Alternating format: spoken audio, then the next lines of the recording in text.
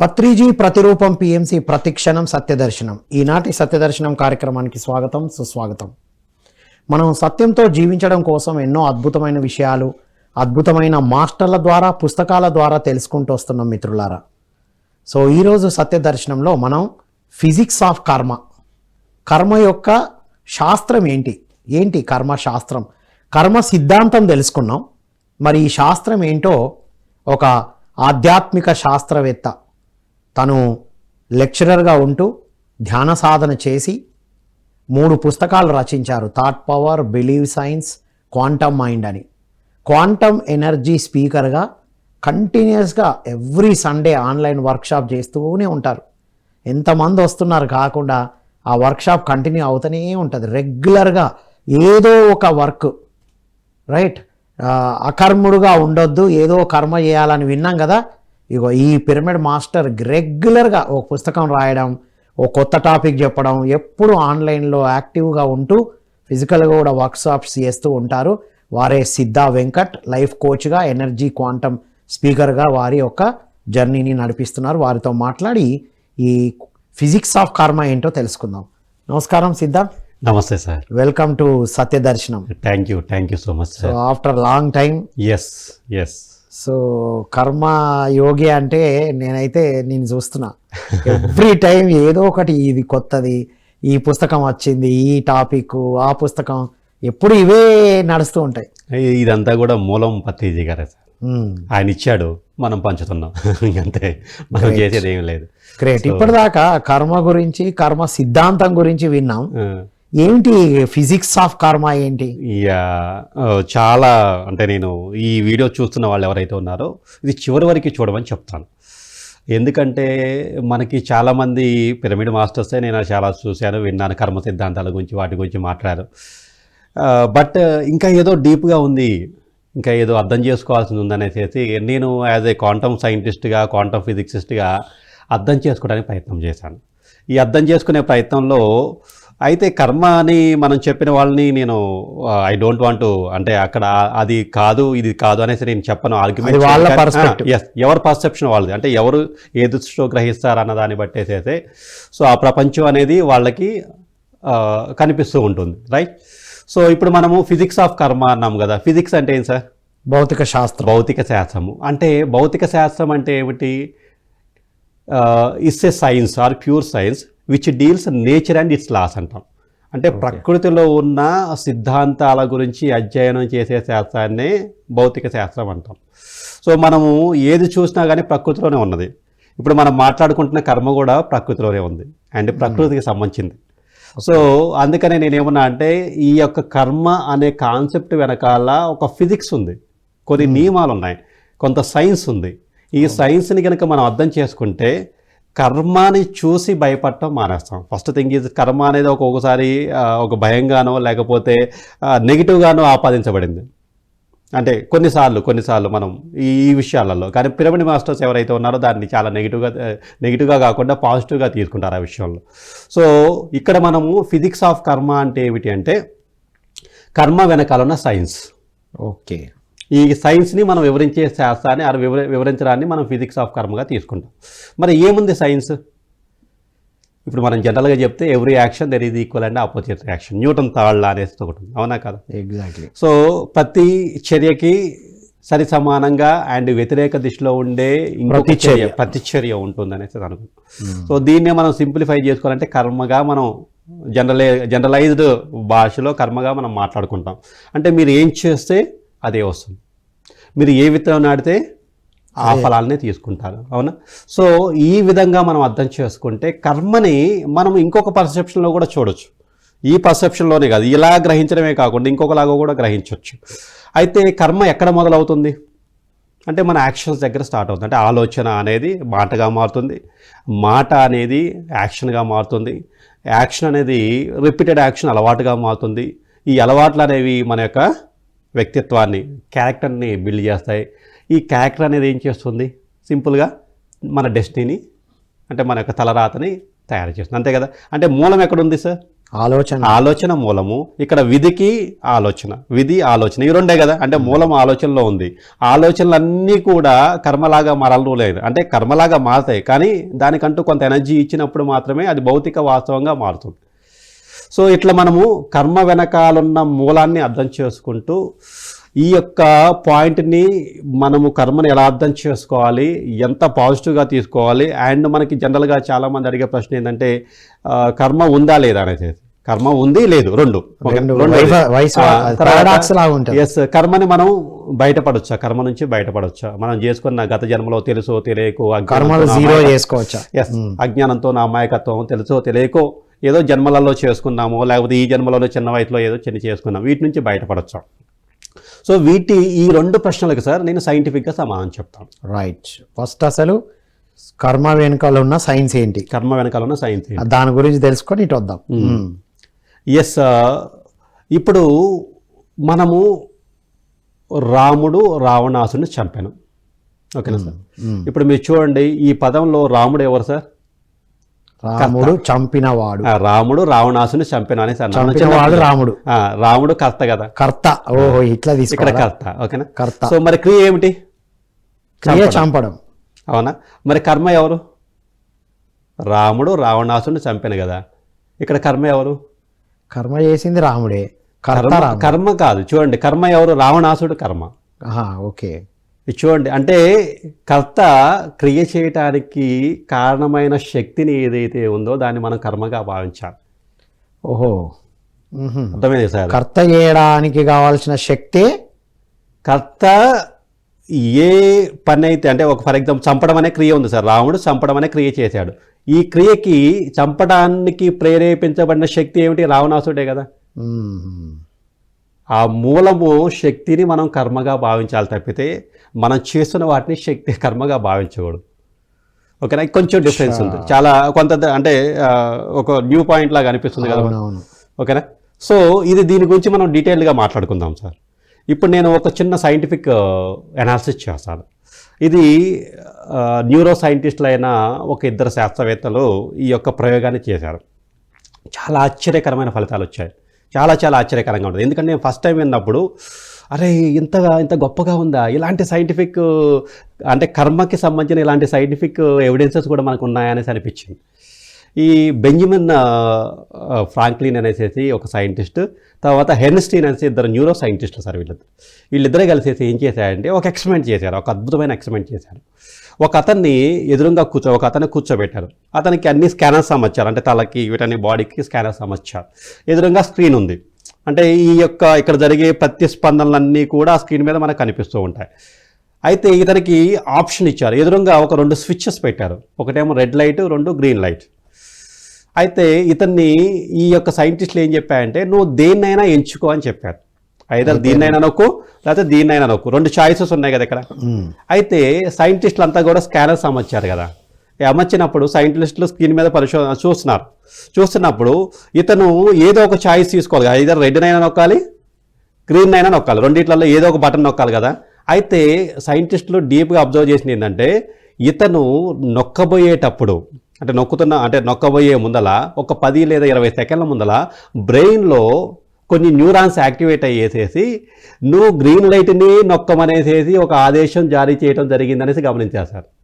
Wow, ఆలోచన వెనుక ఉన్న డీపర్ సైన్స్ మాట్లాడుతున్నాం మనం. ఎస్, మనం పని చేసిన దగ్గర నుంచే కర్మ అనుకుంటున్నాం, ఆ పని చేయడానికి వెనకాల ఇందాక మీరు అన్న ఇది. ఇప్పుడు చూడండి, ఇక్కడ చూడండి, సైంటిస్టులు ఏం అబ్జర్వ్ చేస్తున్నారు అంటే ఇతని మనం ఏమనుకుంటాము, ఇతను గ్రీన్ లైట్ నొక్కింది అనేసి అనుకుంటాం. మనం అక్కడి నుంచి కాల్కులేట్ కాదు, దానికి ముందుగా ఒక చర్య బ్రెయిన్ లో ఆటోమేటిక్ ఒక చర్య జరుగుతుంది, న్యూరాన్స్ యాక్టివేట్ అయ్యేసేసి నువ్వు ఇది నొక్కు అని ఒక శక్తి అతన్ని ప్రేరేపిస్తుంది అన్న విషయాన్ని గమనించడం జరిగింది సార్. సో ఆ యొక్క ఎనర్జీని బేస్ చేసుకునేసి అక్కడి నుంచి వచ్చిన ఆ ప్రతిస్పందనను బేస్ చేసుకునేసి అతను గ్రీన్ లైట్ నొక్కడం జరిగింది. అలా అతను 10 సార్లు 20 సార్లు 30 సార్లు ఇలా ఎన్నిసార్లు ప్రయోగాలు చేసినా కానీ అతను 10 సెకండ్ల ముందల 20 సెకండ్ల ముందల ఏదో ఒక ఎనర్జీ యాక్టివేట్ అవుతుంది. దీన్ని చూజ్ చేసుకునేసి ఒక భావన వస్తుంది. దాని ప్రకారంగా ఇతను చూజ్ చేసుకుంటాననేసి సైంటిస్ట్ నిర్ధారించారు. వాహ్. పక్కగా. ఇప్పుడు దీన్ని బట్టేసి మనకి ఏమర్థం అవుతుంది సార్? చేసే పని కాదు, దాని వెనకాల ఉన్న స్ఫూర్తి ఏంటి అసలు? ఇప్పుడు మనిద్దరం ఇలా కూర్చోటానికి, లేకపోతే మనం ఇలా ప్లాన్ చేసుకోవటానికి ఏదో ఒక శక్తి మనల్ని ప్రేరేపిస్తుంది అన్న విషయం అర్థమవుతుంది కదా. అవును, 100% ట్రూ. నేను అసలు గెస్ట్ అనేటప్పటికీ ఎవరో అనుకున్నారట, మనకు తెలియదు. నేను నిన్న కొంచెం బిజీగా ఉండి ముందు రోజే డిసైడ్ చేస్తాం, ఈసారి అవ్వలే. నాకు సడన్ గా స్ట్రైక్ అయింది, అరే సిద్ధ చాలా రోజులు అయింది కదా అని just I dropped a message. Yes. ఇప్పుడు చూడండి, మనం చేసే ప్రతి పని వెనకాల ఓకేనా ఒక అంతర్లీనంగా ఒక అగోచరమైన కనిపించిన శక్తి మనల్ని ప్రేరేపిస్తుంది. ఆ ప్రేరేపిస్తున్న శక్తిని మనం కర్మ అనాలి. ఓకే, చేసిన పనిని కాదు, చేసిన పని కాదు, పని చేయడానికి ప్రేరేపిస్తున్న శక్తి. ఆ నిర్ణయం తీసుకున్నాడు అతను. ఆ నిర్ణయం తీసుకోవడం వెనకాల ఒక శక్తి ఉంది, అగోచరమైన శక్తి ఉంది. అది ఆ సమయంలో యాక్టివేట్ అవుతుంది. అది ఏదైనా కానివ్వండి. ఇప్పుడు మనం దాని గురించి తర్వాత మాట్లాడదాం, అది ఏ శక్తి అనేది పక్కన పెట్టేది. ఓకే, మొత్తం మీద but there is some energy behind it. ఒక ఎనర్జీ ఆ పని చేయడానికి స్ఫూరణనిస్తుంది అని కనిపెట్టాడు. అంటే ఏంది, మనకు సింపుల్ గా చెప్పాలంటే దెర్ ఇస్ ఏ కర్మ. అంటే ఈ సైడ్ కర్మ వెనకాల ఇంకో కర్మ ఉంది. కర్మ ఉందనేసి అర్థమైంది కదా. కర్మను ప్రేరేపిస్తున్న కర్మ ఒకటి ఉంది, కర్మ ఉంది. కర్మను ప్రేరేపిస్తున్న కర్మ. My God. ఇప్పుడు సైంటిస్టులకి ఏమైతే దేర్ ఇస్ ఏ కర్మ, మొత్తం మీద కర్మ. ఇప్పుడు యాక్చువల్గా న్యూటన్ కూడా మనము డైరెక్ట్ సైంటిఫిక్ వేలో మనం మాట్లాడుకుంటే న్యూటన్ కర్మను బిలీవ్ చేశాడు సార్. ఓకేనా. సో న్యూటన్ కర్మను బిలీవ్ చేశాడు. ఎందుకు బిలీవ్ చేశా అంటే, న్యూటన్ ఎలా బిలీవ్ చేశా అంటే, న్యూటన్ ఏం నమ్మాయంటే, నేను ఈ పర్టికులర్ సమయంలో ఆ సమయంలో నేను అక్కడ యాపిల్ చెట్టు కింద కూర్చున్నప్పుడు ఆ యాపిల్ అలా పడి ఆ సమయంలో నాకు ఆ ఆలోచన తట్టాలని, ఆ ఐడియా వచ్చిన తర్వాత నేను న్యూటన్ లాస్ని కనిపెట్టాలనేసి ముందుగానే రాసి పెట్టబడి ఉందనేసి బిలీవ్ చేశాడు. ఆ టైంలో అది జరగాలి కాబట్టి నేను అక్కడికి వెళ్ళాను. సో ఇప్పుడు మన ఇద్దరం మాట్లాడుకుంటున్నాము, ఇది ఎప్పుడో రాసి అంతే. అంటే జనరల్గా ఏంటంటే కర్మన ప్రకారం మనం ఏం చేస్తాం, మనం కూడా అనుకున్నాం కూడా, సార్ నేను కొంచెం ఒక 1-2 months బిజీగా ఉన్నాను, రాగానే ఒక కొత్త కాన్సెప్ట్ చేద్దామనే ఒక మాట జరిగింది. అయితే ఇది కూడా ఎప్పుడో రాసి పెట్టబడి ఉంది. అయితే ఈ విషయాన్ని స్టీఫెన్ హాకింగ్కి చెప్పడం జరిగింది. సో వీళ్ళంతా కూడా మాట్లాడుకున్నారు కదా. స్టీఫెన్ హాకింగ్ ఏం చెప్పిందంటే, మేబీ ఈ విశ్వం పుట్టినప్పుడు మన జీవితంలో అంటే ఈ భవిష్యత్తులో జరగాల్సిన ఈవెంట్స్ అన్నీ కూడా ఆల్రెడీ అక్కడ రిజిస్టర్ అయి ఉన్నాయేమనేసి బిలీవ్ చేశాడు. అంటే ఇక్కడ మనం కొన్నిసార్లు మనం హైపోథెటికల్గా అంటే థాట్ ఎక్స్పెరిమెంట్స్ కూడా చేస్తాం సైంటిఫిక్ వేలో. సో ఈ విశ్వం పుట్టినప్పుడు ఈ ఈవెంట్స్ అన్నీ కూడా ఇవన్నీ కూడా ఈవెంట్సే కదా. ఇప్పుడు ఆయన కూర్చోవడము, ప్రతిదీ అది యాపిల్ పడటము, యాపిల్ పడ్డప్పుడు అతనికి ఐడియా రావడం ఒక ఈవెంటే కదా. ఈ ఈవెంట్స్ అనేవి కదా, నెంబర్ ఆఫ్ ఈవెంట్సే కదా. యూనివర్స్ అంటే ఏంటి సార్, నెంబర్ ఆఫ్ ఈవెంట్సే కదా. సో ఇలా సైంటిస్టులు కూడా కొంతవరకు అంటే కొన్నిసార్లు మనం బిలీవ్ చేయడం జరిగింది. అండ్ మీరు కూడా జనరల్గా కొన్ని సంవత్సరాల క్రితం కనుక అంటే ఈ పర్టికులర్గా క్వాంటమ్ ఫిజిక్స్ రాకముందల ఆ న్యూటన్ సిద్ధాంతాలు బాగా ప్రబలంగా ఉన్నప్పుడు, డార్విన్ సిద్ధాంతాలు స్ట్రాంగ్గా ఉన్నప్పుడు సైంటిస్టులు కానీ లేదా వీళ్ళు ఎవరైతే ఉన్నారో వీళ్ళు ఏం చెప్పారంటే, there is the universal laws, విశ్వ నియమాలు కొన్ని ఉన్నాయి, నువ్వు దానికి మాత్రమే ఆ నియమాలకు అనుసరించి నువ్వు జీవించాలి అన్నప్పుడే కదా కమ్యూనిస్టు భావజాలం అంతా కూడా ఎక్కువగా వచ్చింది. న్యూటన్ సిద్ధాంతాలు, డార్విన్ సిద్ధాంతాలు ప్రబలంగా ఉన్నప్పుడు అవి యూనివర్స్ అనేది అప్పుడు ఏంది, మనం పదార్థంగా భావించాం. ఆ రోజులలో న్యూటన్ సిద్ధాంతాలు ప్రబలంగా ఉన్నప్పుడు ఏం చేసాం, విశ్వం అనేది పదార్థంగా యాటమ్స్తో నిర్మితమైందని మనం చెప్పుకున్నాం. ఆ సమయంలో ఏంది, సింపుల్గా యూనివర్స్ ఈజ్ ఏ మ్యాటర్, పదార్థం కదా. సో కాబట్టి ఇక్కడ కొన్ని విశ్వ నియమాలు ఉన్నాయి, ఈ నియమాలకు అనుసరించేసేసి నువ్వు పని చేయాలి.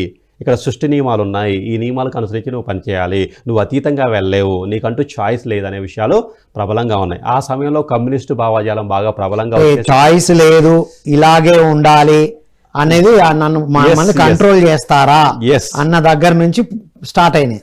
కమ్యూనిస్టు భావజాలం కూడా ఆ రోజులలోనే బాగా ప్రబలంగా ఉంది. సో ఇట్లా కర్మ అనే దాన్ని సైంటిఫికల్గా అర్థం చేసుకున్నప్పుడు కర్మ ఉంది. మరి మన వాళ్ళు ఏమంటారు, కర్మ లేదంటారు కదా. మీరు ఎప్పుడైనా విన్నారా? సేత్ రామ్తా అయితే నో కర్మ అంట. అవును కదా. మరి ఇదేంటి, మరి సైంటిఫికల్గా చూస్తేనేమో కర్మ ఉంది, something is energy beyond that, అంటే మనకు అతీతంగా ఒక శక్తి ఒకటి ఏదో ప్రేరేపించబడుతుంది, ఆ ప్రేరేపిస్తున్న దాన్ని బట్టేసి నువ్వు ఆ పర్టికులర్ చర్య ఆ క్రియ చేస్తున్నావు అంటే కర్మ ఉంది కాబట్టి క్రియ చేయగలుగుతున్నావు అనేసి మనకు తెలుస్తుంది. అయితే ఇదే సైంటిస్టులు మళ్ళీ ఒక ఎక్స్పెరిమెంట్ చేశారు. ఏం ఎక్స్పెరిమెంట్ చేశారంటే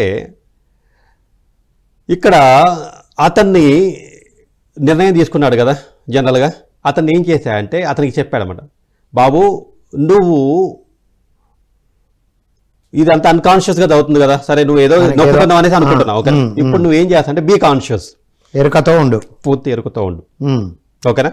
సో పూర్తి ఎరుకుతో ఉండేసేసి పర్టికులర్గా it's like a meditation state of mind, yes you have to be a state of mind, meditation స్టేట్లో ఉండేసేసి నువ్వేం చేస్తావంటే కొన్ని న్యూరాన్స్ అనేవి ఆ పర్టికులర్ ఒక 10-20 సెకండ్స్ బిఫోర్ 10 సెకండ్స్ బిఫోర్ కొన్ని యాక్టివేట్ అవుతున్నావు కదా, సో నువ్వు ఆ పర్టికులర్ టైంలో అవేర్గా ఉండేసేసి ఎస్ నువ్వేం చేస్తావంటే నేను ఇదే తీసుకుంటాను అనే ఒక స్ట్రాంగ్ నిర్ణయం తీసుకో. అంటే రెండిట్లలో నువ్వు అనుకున్న ఒక చాయిస్ తీసుకో, అక్కడ నుంచి వచ్చేది కాకుండా నువ్వు ఒక నిర్ణయం తీసుకో, వచ్చేది వినడం కాకుండా అది వస్తుందా రావడం పక్కన పెట్టేసి అది పక్కన పెట్టేసి be conscious, okay be conscious, be aware, ఓకేనా. అవేర్గా ఉండేసేసి కాన్షియస్గా ఉండేసేసి ఇమీడియట్గా నువ్వు ఏం చేస్తావు, నేను దీన్నే నొక్కుతా అనేసేసి పర్టికులర్గా గివ్ దట్ పర్టికులర్ చాయిస్ అనేసేసి అతను బలంగా ఎప్పుడైతే వ్యతిరేకించాడు, అంటే పర్టికులర్ చెప్పాలంటే కర్మని వ్యతిరేకించి, అంటే జనరల్గా ఏంది అతను ఎక్కడో కొన్ని ప్రేరేపిస్తున్నాయి, ఆ ప్రేరేపిస్తున్న దాన్ని ఏం చేశాడు కాన్షియస్గా ఉండేసేసి ఇతను నిర్ణయం తీసుకోవడం స్టార్ట్ చేశాడు. ఈ సమయంలో ఏం జరిగిందంటే ఇతని ద్వారా కొన్ని న్యూరాన్స్ యాక్టివేట్ అయిపోయేసేసి దాని యొక్క ప్రభావాన్ని తగ్గించడం స్టార్ట్ చేశాడు. అంటే అంతకుముందు ప్రేరేపిస్తున్న శక్తి మనం అనుకున్నాం కదా, కొన్ని న్యూరాన్స్ యాక్టివేట్ అవుతున్నాయి, ఆ న్యూరాన్స్ యాక్టివేట్ అయినప్పుడు ఇతను అనుకోకుండానే ఆ డెసిషన్ తీసుకుంటున్నాడు అనేసి ఇతను ఎప్పుడైతే కాన్షియస్గా ఉన్నాడో అవేర్గా ఉన్నాడో ఇతను ఒక చాయిస్ తీసుకున్నాడో ఇతను ఈ న్యూరాన్స్ మళ్ళీ కొత్త న్యూరాన్స్ యాక్టివేట్ అయిపోయేసేసి అక్కడ నుంచి అవి ఏవైతే వస్తున్నాయో ఆ న్యూరాన్స్ అంటే మనం ప్రేరేపిస్తున్న ఎనర్జీ ఏదైతే ఉందో దాన్ని అడ్డుకోవడము దాన్ని వ్యతిరేకించడం స్టార్ట్ చేశాయి. అంటే ఎరుకతో ఉండడం వల్ల వచ్చేదాన్ని అడ్డుకొని తన నిర్ణయానికి కావాల్సిన విధంగా న్యూరాన్స్ యాక్టివేట్ అవుతున్నాయి. అంటే అక్కడ నుంచి ఎనర్జీ వస్తుంది, కానీ ఇతను ఏం చేస్తున్నాడు, ఎరుకతో ఉన్నాడు, తనకు కావాల్సింది చెప్పుకుంటున్నాడు. ఇక్కడ చాయిస్ తీసుకున్నాడు. ఇప్పుడు కొత్త న్యూరాన్స్ యాక్టివేట్ అయ్యేసి వాటిని అడ్డుకుంటున్నాయి, వాటి బలాన్ని తగ్గిస్తున్నాయి. అలా తగ్గించడం వల్ల ఇతను ఏం చేస్తున్నాడంటే అతను అనుకున్న నిర్ణయానికి కట్టుబడి అతను ఒక చాయిస్ తీసుకుంటున్నాడు. సో చూడండి, ఇప్పుడు మనం మాట్లాడుకునేటప్పుడు కర్మ ఉంది లేదు అనుకుంటాం, ఇటు 100% చాయిసే ఉంది అనేది అక్కడి నుంచి రావడం అనేది జరుగుతుంది, దానివల్లనే చేస్తున్నాం మనం ఫ్లోలో ఉండడం అంటే ఇదే. కానీ చాయిస్ తీసుకొని చేసేది కూడా ఉంది ఒకటి. ఎస్, ఇప్పుడు మీరు ఎప్పుడైతే కాన్షియస్గా ఉంటారో ఎప్పుడైతే ఎరుకతో ఉంటారో అప్పుడు మీరు పంపించిన సిగ్నల్స్ ఏవైతే ఉన్నాయో అవి యాక్టివేట్ అయ్యేసేసి అంతకుముందు నుంచి ప్రేరేపిస్తున్న ఆ ఎనర్జీని మొత్తం కూడా వ్యతిరేక దిశలో అడ్డుకోవడం ద్వారా దాని యొక్క బలం తగ్గిపోవటమో లేకపోతే డిలీట్ అయిపోవటమో జరుగుతుంది. ఇప్పుడు మనకి సింపుల్గా కర్మసిద్ధానికి చాలా దగ్గరగా ఉంది కదా, ఈ యొక్క ఎక్స్పెరిమెంట్ ఎలా ఉంది సార్? అల్టిమేట్గా ఉంది. ఊరికే జస్ట్ మంచి చేస్తే మంచి వస్తుంది, చెడు చేస్తే చెడు వస్తుంది అనే మాట వాడినాం, దాని వెనకాల ఇంత జరుగుతుంది. దాన్ని చాలా మంది అడుగుతారు, సార్ కర్మ ఉందా సార్ అని. అక్కడ చాయిస్ అయితే ఉంది, చాయిస్తో కూడా న్యూరాన్స్ యాక్టివేట్ అవుతున్నాయి. స్ఫురణ వచ్చినప్పుడు ఎట్లా యాక్టివేట్ అవుతుందో చాయిస్ తీసుకున్నప్పుడు ఎరుకతో ఉన్నప్పుడు వాటిని ఢీ కొట్టడానికి సరిపడా న్యూరాన్స్ కూడా యాక్టివేట్ అవుతున్నాయి అనేది అర్థమైంది. ఇప్పుడు మనము జనరల్గా మిమ్మల్ని కర్మ ఉందా లేదని అడిగాను అనుకోండి, ఏం చెప్తారు? ఈ కాన్సెప్ట్ని బేస్ చేసుకునేది ఉంది అంటే ఉంది, లేదు అంటే లేదు, అది నీ నిర్ణయం మీద ఉంది. అంటే పత్తి సారు ధ్యానం ఎందుకు చేయమన్నారు, దేనికి చేయమన్నారు? ఎరుక కోసం, ఆ ఎరుక లెవెల్ పెంచుకోవడానికి. ఎరుక కాన్షియస్ అంతే కదా, ఆ చైతన్యమే కదా. ఇప్పుడు మామూలు వ్యక్తులకి కర్మ ఉందండి, మామూలు వ్యక్తుల కర్మ ఉంది, ఎందుకంటే లేకపోతే ఉంది, వాళ్ళకి తెలియదు కదా. అసలు ఇంకొక విషయం ఏంటంటే ఈ విషయం తెలియాలన్నా కానీ కర్మలు బాగుంది. అసలు ఇప్పుడు మనం మాట్లాడుకుంటున్న విషయాలన్నీ వినాలన్నా తెలుసుకోవాలనుకున్నాను, ఇది కూడా కర్మలో భాగం. అంటే ఇది కూడా తెలియదు అసలు ఆయనకి ఆ విషయం తెలిసే అసలు కర్మ ఉంది, ఇలా జరుగుతుంది, నా లోపల ఇలా ప్రేరేపించబడుతుంది, దాని ప్రకారం నేను నిర్ణయాలు తీసుకుంటున్నాను, ఈ నిర్ణయాల వల్ల నాకు ఈ ఫలితాలు వస్తున్నాయి, నేను ఎదుర్కొంటున్న కష్టాలకి నష్టాలకి ప్రాబ్లమ్స్కి ఈ లోపల ఒక అంతర్ప్రేరణ శక్తి ఉంది. అదేవిధంగా ఒకవేళ నేను ధ్యానం చేసినట్లయితే, నేను కాన్షియస్గా ఉన్నట్లయితే, నేను ఎరుకతో ఉన్నట్లయితే వీటిని అడ్డుకోగలుగుతానైతే ఆ భావన, ఈ విషయాలు, ఈ జ్ఞానం తెలియటం కూడా కర్మే. మళ్ళీ ఇది తెలిస్తేనే కదా. ఏమంతే అంటే ఎంతో గొప్ప కర్మ ఉంటే కానీ మళ్ళీ మన దగ్గర రావు. అది కూడా కరెక్టే, ఎంతో గొప్ప కర్మ ఉంటే కానీ మళ్ళీ మన మాట వెళ్ళలేరు వీళ్ళు. అంతే మనకు చెప్పాలనిపించేది ఫస్ట్ చెప్పాలనిపించదు. ఈ ప్లాన్ అయితే లేదు, సడన్ గా నైట్ 11:30కి అట్లా అదే ఎంత క్విక్ రెస్పాన్స్ ఇద్దా, గ్రేట్ అసలు. ఎదుటి వాళ్ళకి అందించాలన్న కమిట్మెంట్ రియలీ ఐ అప్రిషియేట్. ఖచ్చితంగా.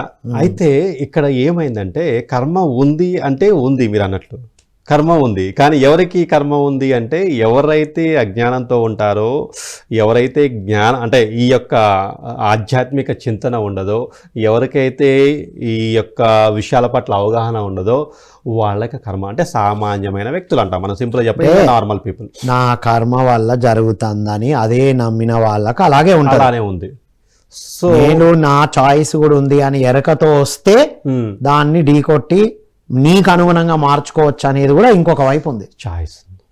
చాయిస్ ఉంది, ఛాన్స్ అని అంగీకరించేది కూడా ఉంది. ఛాన్స్ చాయిస్ రెండు ఉన్నాయి. మీరు అన్నట్లు ఏది బిలీవ్ చేసేది, దేనికి ఎనర్జీ అనుకుంటే అదే. ఇప్పుడు రాముడు రావణాసురుడు మనలోనే ఉన్నాడు కదా, అవును. ఎవరికి ఎనర్జీ ఇస్తున్నావు? అంతే కదా. ఇప్పుడు నేను చెప్పిన ఎగ్జాంపుల్ కూడా ఎలా చూడండి, రాముడు రావణాసురుని చంపాను. ఇప్పుడు చంపడం అనేది క్రియ, మరి చంపడానికి రావణ్ణి ప్రేరేపిస్తున్న శక్తి ఏమిటి? ఒక నెగిటివ్ ఎనర్జీ, అంతే కదా. రావణ్ణి నెగిటివ్ కి ఒకటి ప్రేరేపి. ఇప్పుడు ఏంది రాముడు అంటే సరే రావణాసుని మనం కామంగా తీసుకుందాం, అంటే అత్యాశగా, ఒక గ్రీడీ పర్సన్, ఒక అత్యాశ అనేది, ఓకే, లేకపోతే ఇబ్బంది పెట్టే ఒక నెగిటివ్ పర్సన్గా తీసుకుందాం. ఇప్పుడు ఏంది, ఈ యొక్క ఎనర్జీ ఏదైతే ఉందో అది చంపడం అనే క్రియని తీసుకొస్తుంది. సో ఇంకొక ఎగ్జాంపుల్ తీసుకుందాం. రాముడు విభీషణ్ణి మహారాజు చేశాను. రాముడు విభీషణ్ని మహారాజుని చేశాడు, రాజుని చేశాను, విభీషణ్ రాజు. ఓకే, ఫర్ ఎగ్జాంపుల్ రాముడు కర్త, ఇక్కడ విభీషణుడు ఎవరు? కర్మ. అంతే కదా. మరి అంటే ఇప్పుడు చూడండి, విభీషణుడు ఎవరు? ఈజ్ అ గుడ్ పర్సన్, అవునా? అంతే. మళ్ళీ అక్కడ కూడా ఒకటి ప్రోద్బలం. ఇప్పుడు విభీషణుడు is a pure person, peaceful person, చాలా అద్భుతమైన వ్యక్తి, మంచి కోరుకునే వ్యక్తి, ధర్మము సత్యం పట్ల ఆసక్తి ఉన్న వ్యక్తి. ఇప్పుడు విభీషణుడు వల్ల కర్మ ఏం జరిగింది? విభీషణుడు రాజైండు. ఓకే, మంచి ఫలితం వచ్చింది. అంటే కర్మ అనేది చంపబడ్డాడు. అంటే నువ్వు మంచి చేస్తే మంచి వస్తుంది, చెడు చేస్తే చెడు వస్తుంది. సింపుల్ గా చెప్తున్నాం కానీ దాని వెనకాల ఏదో ప్రోద్బలం జరుగుతుంది, ఒక ఎనర్జీ నడిపిస్తుంది. విభీషణుడు అనేది మన లోపల ఉన్న సంస్కారము. మన సంస్కారం కనుక బాగుంటే, మన ఆలోచనలు కనుక బాగుంటే, మన యొక్క భావనలు కనుక బాగుంటే అవి మనల్ని ఎలా ప్రేరేపిస్తాయి? మంచి వైపు ప్రేరేపిస్తాయి. మంచి వైపు ప్రేరేపిస్తాయి, ఉన్నత స్థానంలో కూర్చోబెట్టి తీసుకెళ్తాయి. రాజు అంటే ఉన్నత స్థానం, అంతే కదా, ఉన్నత స్థానంలో తీసుకెళ్తాయి. అవే ఆలోచనలు భావాలు వ్యతిరేకంగా ఉంటే అదాపాతాళానికి తొక్కేస్తుంది. ఖచ్చితంగా. ఒక వ్యక్తికి సన్మానం జరుగుతున్నా లేదా పోలీసులు వచ్చి సంఖ్యలో వేసుకున్నా అనుకున్నా అతను చేసిన కర్మలే కదా, ఆలోచన ఫలితమే కదా. సో ఇట్లా మనం ఏం చేయాలంటే మన జీవితం అనేది మన చేతుల్లో ఉంటుంది, ఓకేనా. మనం తీసుకునే నిర్ణయాలను బట్టేసేసి మన ఫలితాలు ఉంటాయి. కర్మ లేదని చెప్పకూడదు.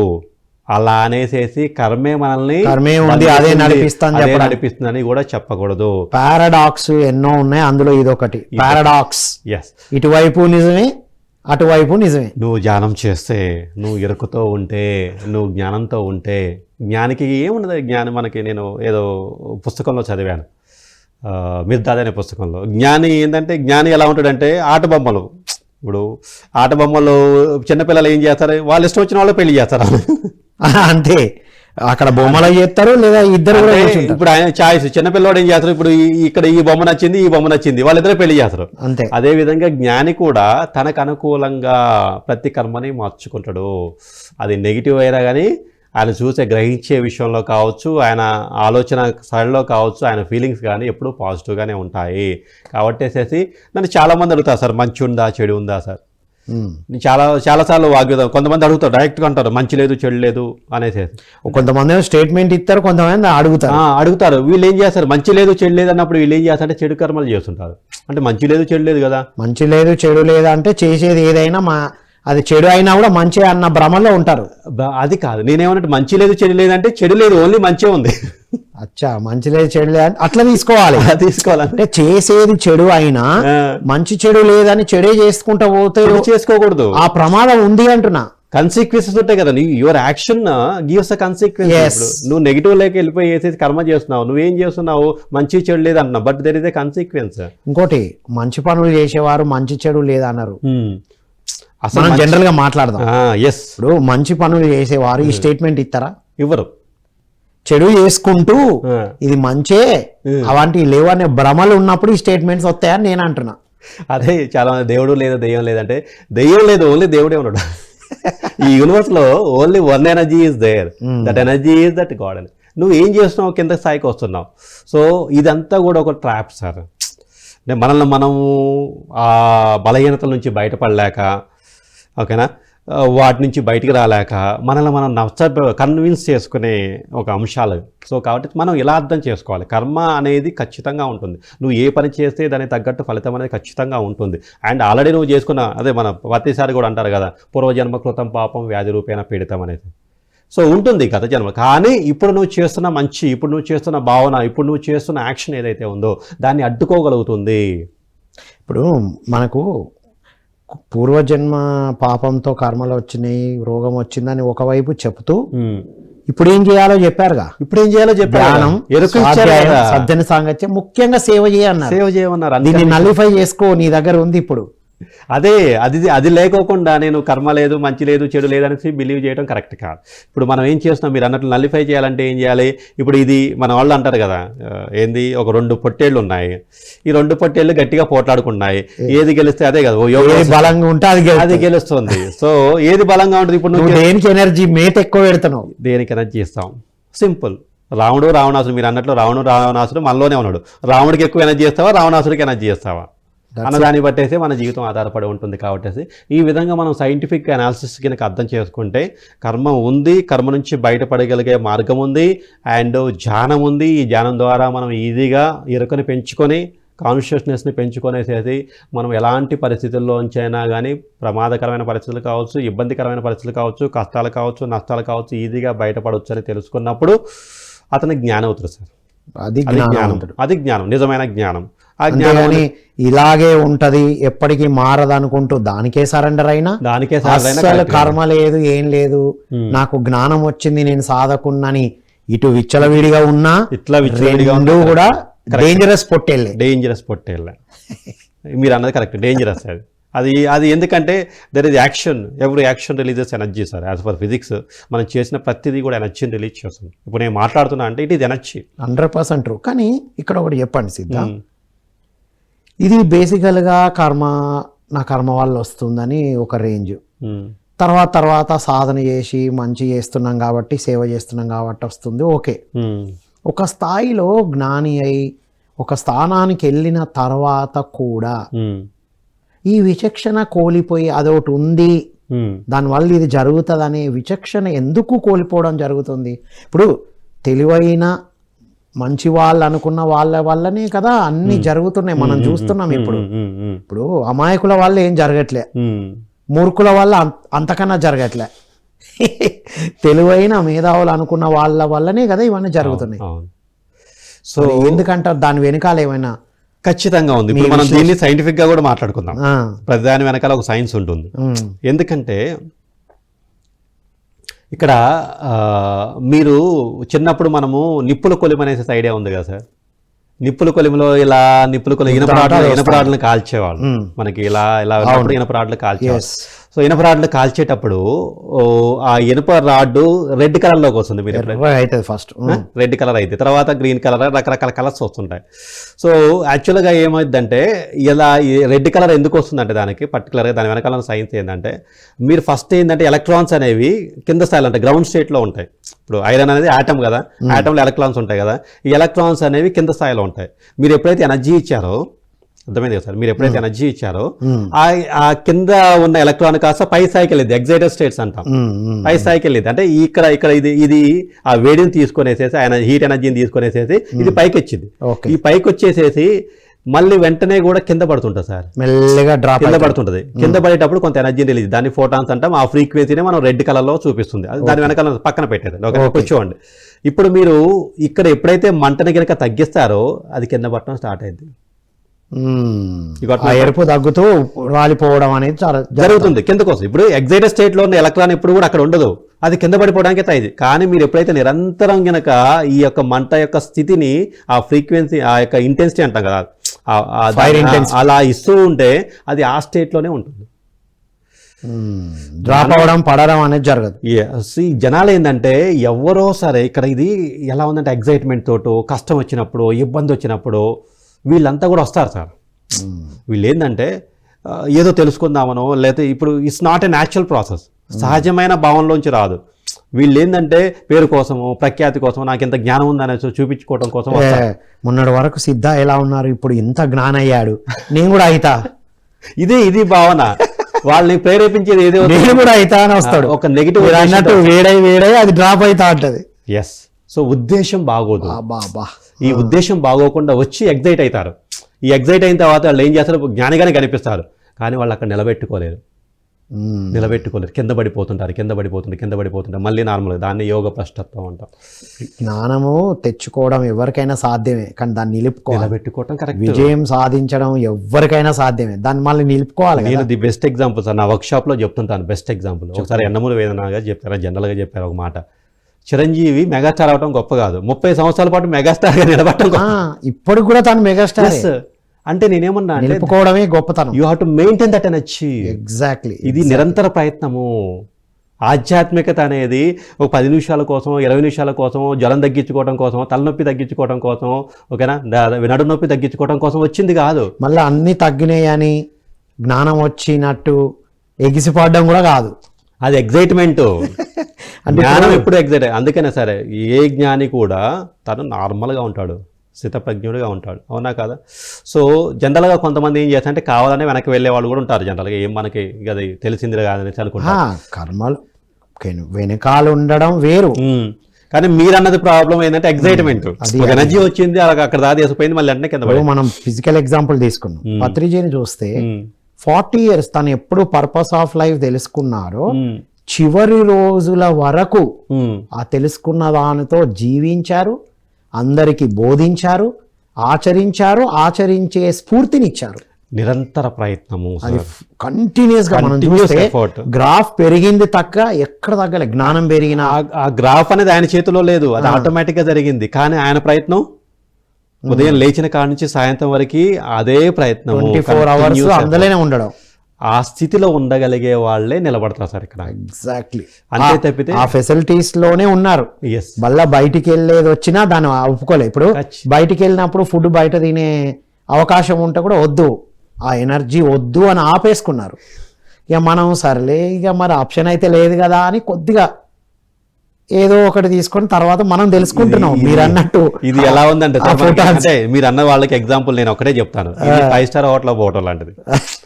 పోయేసేసి ఇప్పుడు ఏంటంటే 5 star హోటల్ పోయాలో కొంచెం హై లెవెల్ అనేది కనిపించింది, మళ్ళీ మనం ఇంటికి రావాల్సిందే కదా. ఎటు పోయినా ఇంటికి రావాల్సిందే. ఇప్పుడు వీళ్ళు ఏం చేస్తారంటే ఇలా దేన్నో ఊహించుకొనేసి వస్తారు, అంటే రియాలిటీకి దూరంగా ఉంటారు. సో ఏదో ఒక గోవా పోయేసేసి, లేకపోతే కొడైకెనాల్ పోయేసేసి మళ్ళీ ఇంటికి రావాల్సిందే. ఆ ఎగ్జైట్మెంట్ ఆ స్థితిలో ఉంటుంది, మళ్ళీ నార్మల్ అయిపోతుంది. కాబట్టి వాళ్ళు they are not a spiritual people sir. ఆధ్యాత్మికవేత్తలు అంటే నిరంతరము ఆధ్యాత్మిక జీవన విధానంలో ఉండేవాళ్ళు ఆధ్యాత్మికవేత్తలు తప్పితే, ఓకేనా. ఆర్గనైజేషన్లు ఉన్నంత మాత్రాన ఉన్నతంగా ఎదిగినారు అని అనుకున్నంత మాత్రం కాదు, ఆ జీవన విధానంలో కనబడాలి. జీవన విధానం ఆధ్యాత్మికత అవ్వాలి. That is the values, spiritual values ఎవరైతే మెయింటైన్ చేస్తారో. అదే చెప్పాను, ఇప్పుడు కారు కొనటం విషయం కాదు, కారును మెయింటైన్ చేయడం కూడా విషయం. ఎగ్జాక్ట్లీ. ఇప్పుడు సైంటిస్టులు అంటే దాన్ని వాదిస్తూ ఉంటారు అనుకున్నాం, కానీ ఆధ్యాత్మికతకి బేస్ ఇస్తున్నదే ఇప్పుడు సైంటిస్టులు. సైన్స్ సార్, ఈ రోజు క్వాంటమ్ ఫిజిక్స్ ఉండటం వల్లనే ప్రపంచంలో కమ్యూనిజం అనేది డీవియేట్ అయిపోయింది ఈ రోజులలో. మన ప్రూఫ్స్ వచ్చాయి. ఎందుకంటే ఐన్స్టీన్ ఏం చెప్పాడు, ఇట్ ఈజ్ ఎనర్జీ అన్నాడు. మరి నువ్వు కమ్యూనిజం ఏం చెప్పి ఇది పదార్థం అని చెప్పింది, అవునా. నువ్వు శ్రామిక దోపిడీ, పారిశ్రామిక ఏమి వాళ్ళు యాక్సెప్ట్ చేయలేదు. బట్ ఈ రోజు మనకు వచ్చిన ఏదైతే ఏఐ ఏదైతే ఉందో, తర్వాత రాబోతున్న క్వాంటమ్ టెక్నాలజీ ఏదైతే ఉందో, సో ఇవన్నీ కూడా ఏం చేస్తున్నాయి, it is a conscious, it shows the consciousness, ఓకేనా. సో కాబట్టి సైంటిస్టులు అంతా కూడా ఏం చేస్తున్నారు అంటే ఇప్పుడు యూనివర్స్ అనేది is universe is not like A matter. అంటే వీళ్ళకి ఎలాగ సైంటిస్టులు అందరూ కూడా ఏం చెప్తున్నా అంటే జాన్ ఏ వీలర్ లాంటి సైంటిస్టులు ఏం చెప్తున్నా అంటే ఈ విషయం అనేది మ్యాటర్ కాదు, ఇది ఒక మైండ్, మనసు. వాళ్ళకి అలా కనిపిస్తుంది, అంటే సైంటిస్టులకి ఎలా కనిపిస్తుంది. వండర్ఫుల్గా చెప్పారు సిద్ధ. మీరు మీ వర్క్షాప్స్లో ఇలాంటి స్పిరిచువల్ సైన్స్ని వర్క్షాప్ చేస్తూ ఉంటారు? ఎస్, అవును. ఎన్ని డేస్ చేస్తూ ఉంటారు? సో మనకి 21 days కోర్స్ వచ్చేస్తుంది. ఇంట్రెస్ట్ ఉన్న వాళ్ళకి మీరు మీ నంబర్ చెప్పండి. ఖచ్చితంగా అండి. ఇది ఆధ్యాత్మికతని చాలా డీప్గా అనాలిసిస్ చేసుకోవాలనుకున్న వాళ్ళు ఎవరైనా సరే నేను కండక్ట్ చేసే వర్క్షాప్ అటెండ్ అవ్వచ్చు. ఇది 70, నా నెంబర్ తీసుకోండి, 7075537176. ఈ నెంబర్కి వాట్సాప్ కానీ లేదా కాల్ చేయడం ద్వారా మీరు నాకు కనెక్ట్ అవ్వచ్చు. ఇలాంటి అద్భుతమైన వర్క్షాప్స్ మీరు అద్భుతమైన జ్ఞానాన్ని మీరు తెలుసుకోవచ్చు. వండర్ఫుల్. ఫైనల్గా మీ మెసేజ్? నా మెసేజ్ ఏం లేదు sir, it is energy. Yes, physics of karma ఏమిటంటే yes, be conscious, be aware, do meditation regularly. Wonderful. Thank you so much Siddha. Quantum energy speaker కాదు, quantum energy scientist. Thank you so much. Thank you sir, thank you. ఇది మిత్రులారా, విన్నాం కదా what next. ఆధ్యాత్మికత చెప్పారు పత్రిజీ, మహాసముద్రం అని. వింటున్నా కొద్దీ కర్మే కదా, కర్మ సిద్ధాంతమే కదా అనుకున్నాం. మళ్ళీ దాని బ్యాక్గ్రౌండ్ ఎంత జరిగింది. ఇవాళ జస్ట్ ఒక గ్లిమ్స్ ఇచ్చారు. వారి వర్క్షాప్లో ఎంత డీటెయిల్గా చెప్తారో దానికి ప్రాక్టీసెస్ కూడా పెడతారు. వీళ్ళు సిద్ధ యొక్క స్పెషాలిటీ ఏంటంటే ప్రాక్టికల్ వర్క్షాప్స్ చేస్తూ ఉంటారు. సో మనం అందరం కూడా అన్నీ వినాలని పత్రిసారి చెప్పారు. నేర్చుకుందాం, విందాం, ఆ వాల్యూస్తో జీవిద్దాం. విన్నంత మాత్రాన ఏం జరగదు మిత్రులారా. సో వారు ఎలా అంటే రెగ్యులర్గా అటెండ్ చేస్తేనే వర్క్షాప్ కండక్ట్ చేస్తారు. వారితో మాట్లాడండి. ఎవరైనా ఇంట్రెస్ట్ ఉన్న వాళ్ళు, రిజనేట్ అయ్యే వాళ్ళు కనెక్ట్ అయ్యి ఉన్నతంగా ఎదగాలని కోరుకుంటూ, ఇలాంటి అద్భుతమైన కార్యక్రమాలు అందిస్తున్న పిఎంసికి, ఇలాంటి గ్రేట్ స్పిరిచువల్ మాస్టర్స్ అండ్ సైంటిస్టుల ద్వారా అందించబోతున్న ఈ కార్యక్రమాలకి మనందరం సహాయ సహకారాలు అందిద్దాం మిత్రులారా. So that's all for today. Thank you one and all.